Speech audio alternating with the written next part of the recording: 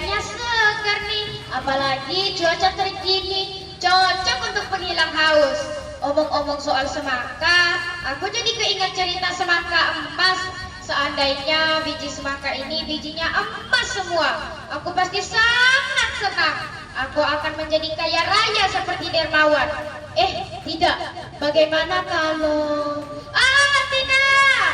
Assalamualaikum warahmatullahi wabarakatuh. Halo semuanya. Apa kabar? Apa ada yang penasaran dengan cerita semangka emas? Tunggu dulu, alangkah baiknya kita kenalan dulu. Buah semangka, buah ceri, masih segar, enak rasanya. Nama saya Keke Aulia Azizi, salam kenal kalian semuanya. Saya utusan SD Negeri 05 Delta Pawar.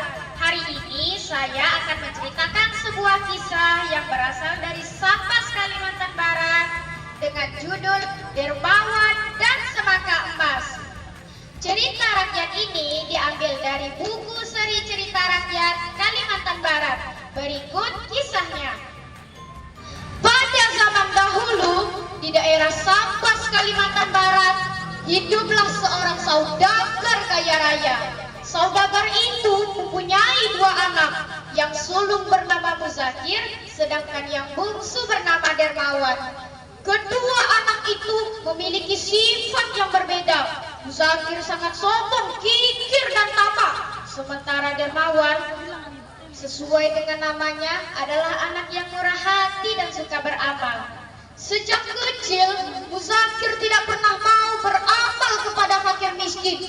Kegemarannya adalah memamerkan kekayaan ayahnya kepada teman-temannya. Berbeda dengan Dermawan, ia selalu menyisihkan sebagian uang jajannya untuk diberikan kepada para pengemis yang datang ke rumahnya. Ia juga tidak pernah memamerkan kekayaan ayahnya. Hidupnya sangat sederhana. Saudagar kaya itu kini sudah tua dan mulai sakit-sakitan. Pada suatu hari, ia memanggil kedua anaknya. Anakku, Muzakir dan Dermawan, kemarilah kalian. Ada hal penting yang ingin ayah sampaikan. Panggil si saudagar. Muzakir dan Dermawan datang menghampiri ayahnya. Ada apa, ayah? Ada apa, ayah? Tanya Muzakir dan Dermawan. Sang saudagar terbatuk-batuk. Ia kemudian berkata, anakku, aku merasa hidupku tidak akan lama lagi. Oleh karena itu, aku ingin membagi harta kekayaanku kepada kalian. Aku sudah membaginya sama rata.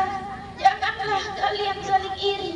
Pergunakanlah harta warisan itu dengan sebaik-baiknya. Tak lama setelah itu, sang saudagar menghembuskan nafas terakhirnya.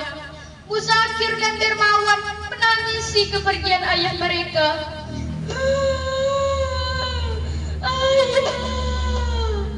Setelah masa berkabung berakhir, harta warisan pun dibagikan.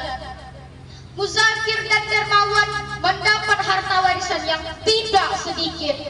Mereka masing-masing mampu membangun rumah yang besar dan mewah.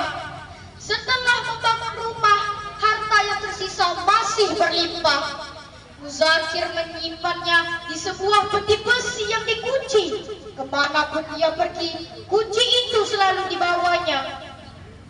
Muzakir tidak pernah mau memberikan sedekah kepada fakir miskin. Pengemis yang datang ke rumahnya langsung ia usir. Muzakir sangat takut jika harta kekayaannya habis. Sebaliknya, Dermawan selalu memberikan makanan dan uang kepada fakir miskin. Hampir setiap hari, rumahnya didatangi oleh pengemis. Mereka disambutnya dengan baik dan dijamu dengan makanan yang lezat. Karena terus-menerus memberikan makan dan uang, harta kekayaannya pun habis. Dermawan kini jatuh miskin. Melihat keadaan adiknya, Muzakir malah menertawakannya. Hahaha, itulah akibatnya jika suka bersikap sok pahlawan. Rasakan, sekarang kau jatuh miskin, ujar Muzakir. Dermawan menerima hinaan kakaknya dengan lapang dada. Ia tidak mau membalasnya karena hanya akan menambah permasalahan. Sejak menjadi miskin, Dermawan tinggal di rumah yang lebih kecil dan sederhana. Ia lalu mencari pekerjaan untuk memenuhi kebutuhan hidupnya. Meskipun pendapatannya kecil, Dermawan tetap bersyukur. Suatu hari, Dermawan melihat seekor burung pipit jatuh di depan rumahnya. Wah, burung itu jatuh. Kasihan, mungkin sayapnya patah, ujar Dermawan seraya mengambil burung pipit itu.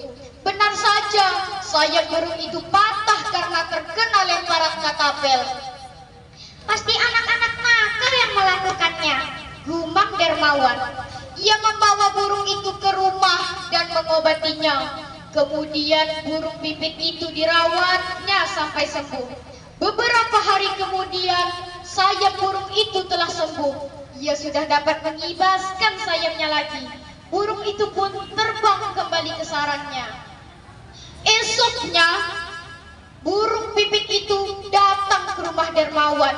Ia memberikan sebutir biji. Dermawan menanam biji itu. Biji itu dirawatnya dan disiram dengan rajin. Tak lama kemudian, biji itu tumbuh menjadi sebatang pohon semangka. Dengan sabar, Dermawan menunggu pohon semangka itu sampai berbuah. Ternyata, buah semangka yang tumbuh di pohon itu hanya satu. Namun Dermawan tidak kecewa. Ia tetap merawat pohon semangka itu dengan baik sampai buahnya bisa dipetik. Setelah buahnya masak, Dermawan segera memetik buah semangka itu. Anehnya, semangka itu sangat berat. Dermawan sampai terengah-engah membawanya. Dibelahnya semangka itu dengan parang. Ketika semangka itu terbelah, Dermawan sangat terkejut. Di dalamnya terdapat banyak sekali butiran pasir berwarna emas. Dirabanya dan diperhatikannya butiran itu dengan saksama. Ternyata butiran itu adalah butiran emas. Wah, emas. Butiran ini semuanya emas. Oh, terima kasih Tuhan, ujarnya. Bersamaan dengan itu, Dermawan mendengar suara kicauan. Rupanya kicauan itu berasal dari suara burung pipit yang pernah memberikan biji semangka kepadanya. Dermawan mengucapkan terima kasih kepada burung itu. Burung itu lalu berkicau seolah menjawab ucapan Dermawan. Kemudian burung itu terbang dan tidak pernah kembali lagi. Dengan butiran emas itu, Dermawan bisa membeli sebuah rumah dengan pekarangan yang luas. Di pekarangannya, ia menanam berbagai macam buah dan sayuran. Hasil kebunnya selalu berlimpah setiap hari. Meskipun sudah memberikan makanan dan uang kepada fakir miskin, hartanya tidak pernah habis. Dermawan kini dikenal sebagai orang kaya yang dermawan. Kabar mengenai Dermawan yang sudah menjadi kaya sampai di telinga Muzakir. Muzakir pun merasa iri karena kini Dermawan lebih kaya darinya. Ia pun mendatangi Dermawan. Tanpa rasa curiga, Dermawan menceritakan kisahnya. Muzakir pun ingin melakukan hal yang sama dengan Dermawan. Ia menyuruh pelayannya untuk mencari seekor burung pipit yang sayapnya patah. Namun burung itu tidak ditemukan. Akhirnya Muzakir memerintahkan pelayannya untuk melukai sayap seekor burung pipit dengan katapel. Muzakir pura-pura kasihan melihatnya, diobatinya dan dirawatnya hingga sembuh. Setelah sembuh, burung itu pun diterbangkannya. Tak lama kemudian, burung itu datang dengan membawa sebutir biji.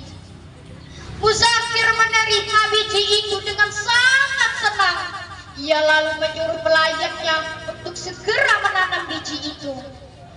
Ketika waktu panen tiba, Muzakir memerintahkan pelayannya untuk memetik semangka itu. Semangka itu ternyata sangat berat. Beberapa orang pelayannya mengangkat semangka itu dengan susah payah. Muzakir semakin senang. Pasti butiran emas di dalamnya lebih banyak dibandingkan semangka dermawan. Aku akan menjadi orang yang sangat kaya. Kekayaanku akan melebihi kekayaan dermawan. Dengan tidak sabar, Muzakir membelah semangka itu dengan parang.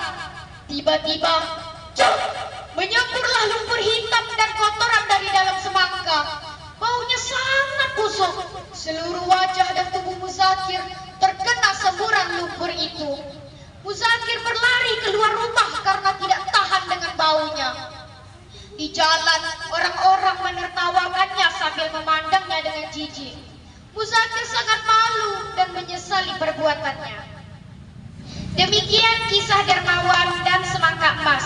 Pesan moral dari kisah ini yaitu, sedekahkanlah sebagian hartamu kepada orang yang membutuhkan. Perbuatan itu akan mendapatkan pahala yang berlimpah dari Tuhan. Dan kisah ini juga mengajarkan pada kita untuk selalu menolong semua makhluk ciptaan Tuhan tanpa mengharapkan imbalan apapun. Sebab perbuatan baik pasti akan mendapatkan ganjaran kebaikan pula. Sebaliknya, perbuatan buruk atau jahat akan mendapatkan balasan yang buruk pula. Demikian kisahku hari ini. Semoga penonton terhibur dan dapat mengambil hikmah di balik cerita ini. Assalamualaikum warahmatullahi wabarakatuh. Waalaikumsalam warahmatullahi wabarakatuh.